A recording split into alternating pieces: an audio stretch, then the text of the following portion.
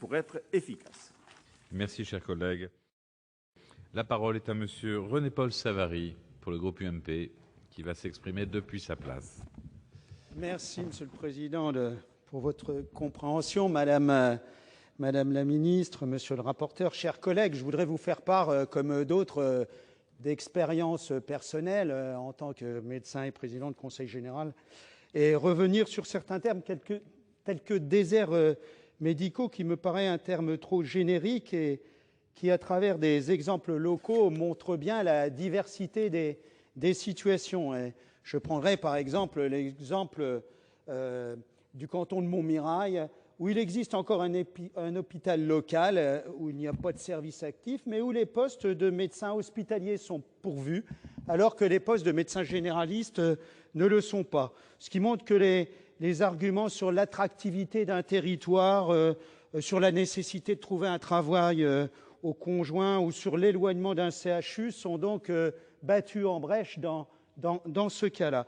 Un autre exemple, celui de maisons de santé pluridisciplinaires qui ne trouvent pas de médecins libéraux et qui font appel à des médecins étrangers avec toutes les vicissitudes que l'on connaît parfois, mais qui trouvent réponse en proposant le salariat des médecins, ce qui rejoint les propos de certains de mes collègues, et on voit bien qu'il y a une évolution des mentalités, et quelque part, cela doit bien sûr nous interpeller. Un autre exemple également, la maison de santé de Fère-Champenoise, qui, elle, a été établie sans projet médical, sans l'implication des médecins locaux, et qui a trouvé très rapidement des médecins généralistes qui sont venus s'installer et qui sont tout à fait heureux d'être en milieu rural et qui sont prêts maintenant à bâtir un projet médical correspondant aux besoins de la population locale. Et puis un dernier contre-exemple, celui par exemple de la maison de santé de Dormans, où les professionnels étaient volontaires et où il a fallu se battre comme des diables pour avoir la reconnaissance, le label et les subventions de l'État. Voyez-vous, tous ces exemples montrent bien, et Françoise Férat pourrait citer son propre exemple à Châtillon-sur-Marne, où là, pôle d'excellence autour de la maison médicale, les choses se sont passées dans le plus grand consensus. Donc les situations locales sont bien différentes. Deuxième partie de mon propos, Madame la Ministre, je voudrais vous faire part de quelques réflexions pour déboucher, bien sûr, sur des propositions.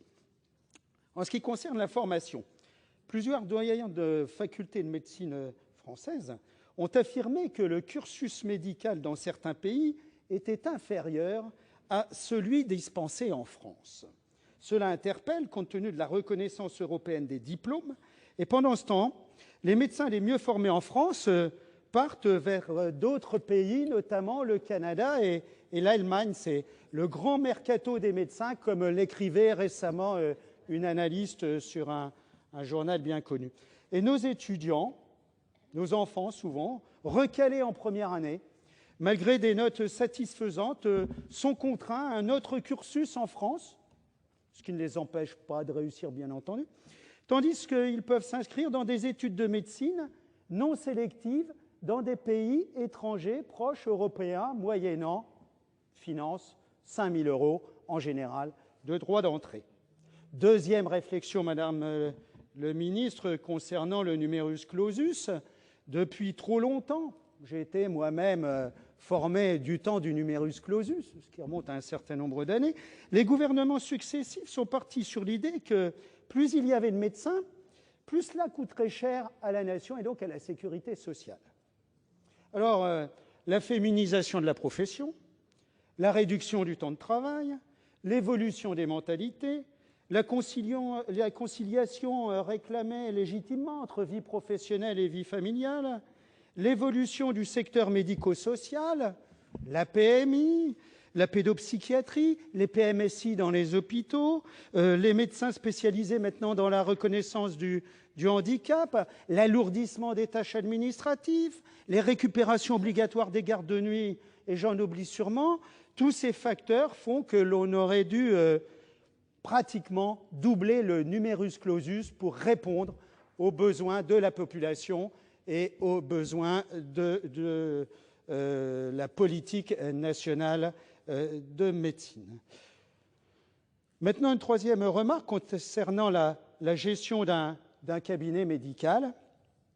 L'évolution informatique ou qui est nécessaire, évidente, mais où les logiciels sont de plus en plus complexes au nom de la sécurisation.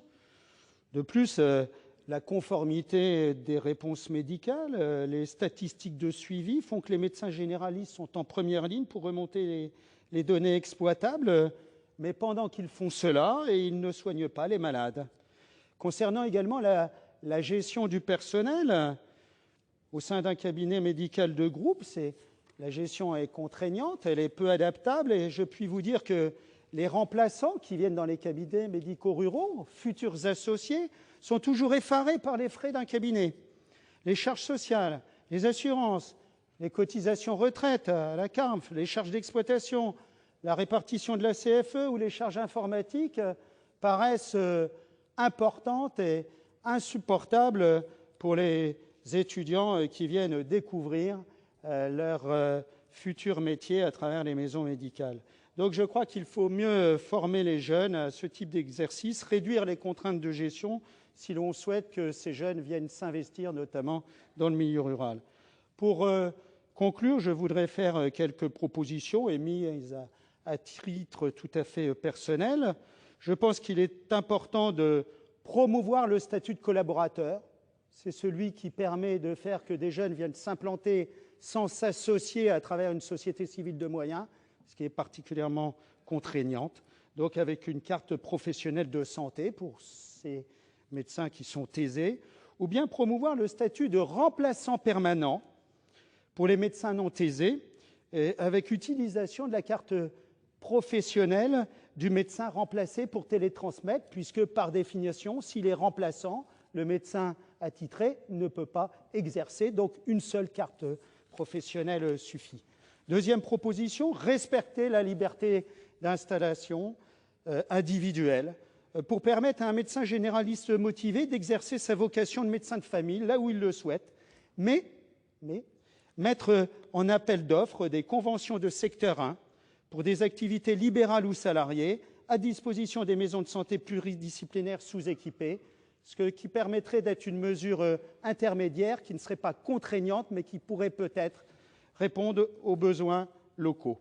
Ouvrir le numerus clausus, je n'y reviens pas. Reconnaître également, dans le cadre du remboursement de la sécurité sociale, les transports à la demande dans les secteurs ruraux, puisqu'ils ne sont toujours pas reconnus. C'est quand même des remboursements qui portent sur quelques euros plutôt que des dizaines d'euros. Uniformiser en Europe les entrées dans la formation médicale, et pas seulement la reconnaissance du diplôme européen. Maintenir la médecine à l'acte, mais renforcer les mesures actuelles, qui sont, me semble-t-il, des bonnes mesures, de rémunération complémentaire liées aux résultats épidémiologiques, aux équilibres biologiques et aux frais informatiques. Une mesure simple également, Madame le Ministre, sortir les décrets portant création d'une structure spécifique adaptée à l'exercice en groupe, puisque, à ma connaissance, une structure bien définie avait été définie dans la loi HPST, qu'elle n'a toujours pas été prise, à ma connaissance. Et puis faire confiance au territoire pour proposer une solution plus adaptée aux besoins de la population locale, plus aux besoins de la population locale qu'aux exigences nationales des ARS. Puis également peut-être autoriser le rattachement des maisons de santé pluridisciplinaires à des hôpitaux. Ça peut être une voie intéressante aux hôpitaux locaux, une voie intéressante là aussi de conciliation du public et du privé. Voilà, Madame la Ministre, mes chers collègues, quelques propositions fondées sur 3 principes, le compromis, la liberté et la souplesse, le compromis entre les territoires et la politique de santé. La liberté d'installation est un des fondements du modèle médical français. Sa remise en cause entraînerait fatalement des départs plus nombreux vers l'étranger. Cependant, des incitations, des adaptations territoriales peuvent s'envisager. Et puis également la souplesse du type d'exercice est aussi à promouvoir. Et comme le disent certains économistes, si la médecine à l'acte produit trop, la médecine salariée ne produit pas assez.